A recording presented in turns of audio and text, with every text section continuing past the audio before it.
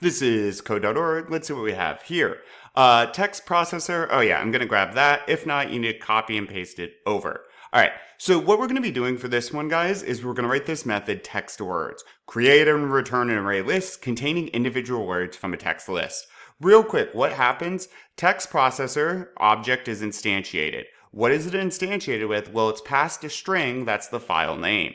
The file name is then going to be used to run getStringData, right? Here's the constructor. GetStringData is from file reader. I know, this one's super simple, right? I'm lying. GetStringData is from file reader. And what it does, I'm not going to go, well, I can. But what it does is it grabs each line and makes it its own string. So our final product is this is one index of the array list, this is one index of the array list, so on and so forth. What they want us to do is chop it up. They say you should have every word chopped up, and they want an array list of just the words, which is text to words. So I'm going to start with my signature. I know it's going to be public, and we need to return an array list. And what is it going to be? It's going to be a string, and then text to words. Bam, bam, bam. Cool. All right. So what do we need then? Well, first, I need the data that I'm going to be returning. So array list string. And I'll just say words or word list or word array. I'll say word list. It's going to be equal to new. Bam. Okay. And now I need to make sure to return it because I'll forget if I don't right now. Bam. Okay. So few things to keep in mind. We have to chop the words up by finding their spaces. And they even tell us this. Use index of and use substrings. Okay. So before we can do that, though, I need to loop through the data. How can I find a space if I'm not looking at the data? We have two options. Keep in mind, we have all of the lines in this text list. So we could do an enhanced for loop, or also known as a for each loop, or a standard one. I'll show you both real quick. Okay. And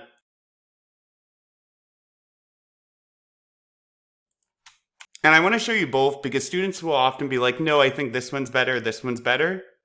Oh, I have to run it. They're going to function the same. Well, if I did it right, they would. Yep. See, exact same. So it's kind of up to you. I'm going to go with the for, this is called a for each usually. I'm going to go with that. However, we're not done. Just because I'm looping through the line isn't enough. Remember what this is. I need to get every word. How do I do that? Space, locating a space. So let me head over to documentation, and I need to look at strings. Because I'm going to want to know what this index of is. Right here, index of. All right.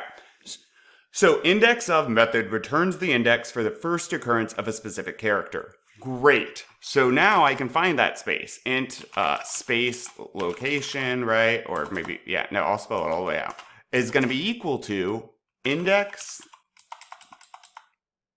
line dot index of, and then let's go take a look at it. How do I do this? I have to put the string or whatever I'm looking for right in here. Boom. Now, something to keep in mind as it explains, if this doesn't exist, if it says, hey, there's no space here, we're going to get a -1. So if it is not a -1, we get the index of where the space is located, which is perfect because we know we want to go from space to space. Those are going to be our words. Okay. That being said, so as long as there's a space to grab, we should be grabbing it. So wall, right? As long as what?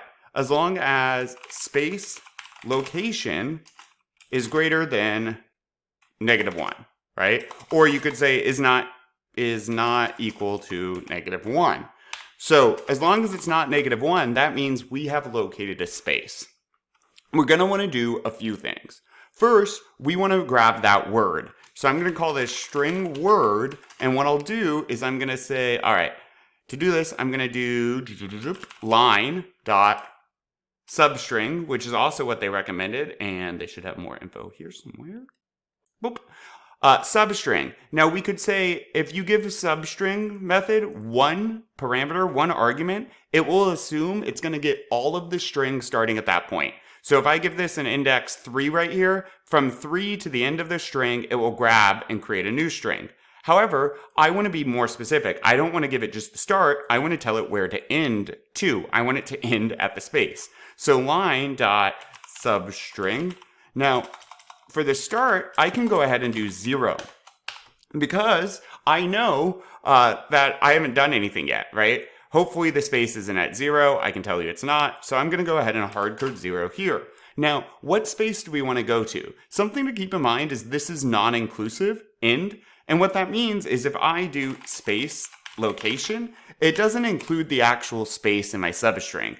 It gets everything up to the location of the space. So it won't include that, right? And now I should be testing this as I code because otherwise I'll mess something up and record this video 5 times and never tell you that it took a teacher 5 times. So I'm going to go ahead and test it a bit. And here we go. Let me throw it down. Oh, I already did that. Cool. Let's see if I broke something. Ooh, moreover. Stop. I had an infinite I had an infinite loop because I never changed space location. But we are grabbing the word.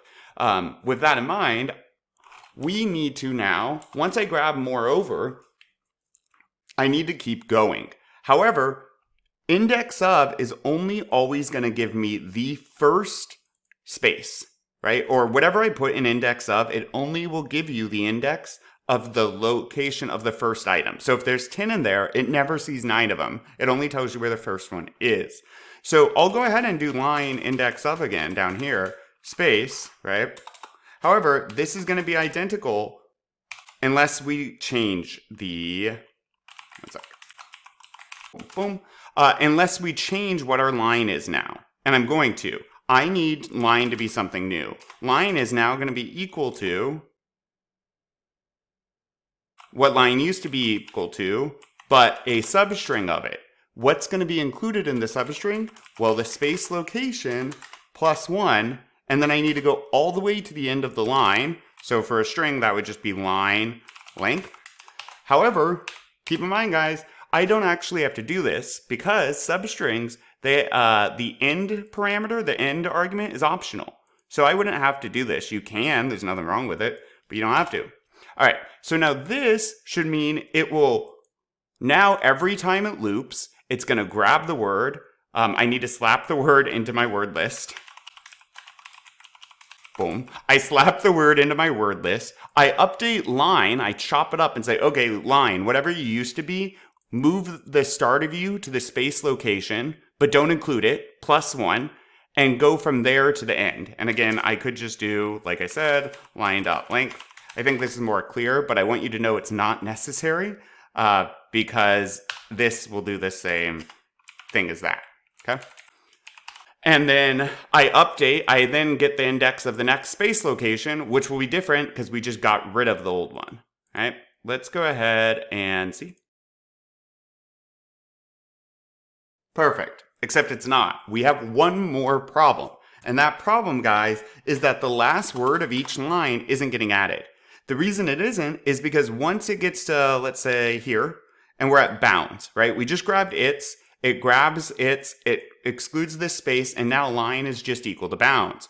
Well, it gets to here and says, okay, line, which is now bounds, index of space. There's no space. This is -1. I hit the bottom of my loop. We go back to the top and it says space can't be equal to -1. This is done, hits here, goes back to the top and says, oh wait, there's no more lines, and it's done, and we never add bounds. We also never add can, live, any of that. So after each while loop fails, we need to make sure we add whatever is left of the line. Because whatever's left is going to be that last word on that line. So word list dot add line. Cool. That should take care of it. Blah, blah, blah, blah. We're not supposed to print here. And then I think they're going to want us, do they have a print method? Okay. What we're going to do, we need to print this, I know, and print the, yeah. So I'm just going to do system. I could print it directly, of course, but I guess I'll save this. I'm just going to call mine words. Looking good. Tricky. And make sure to commit. Awesome. Onward.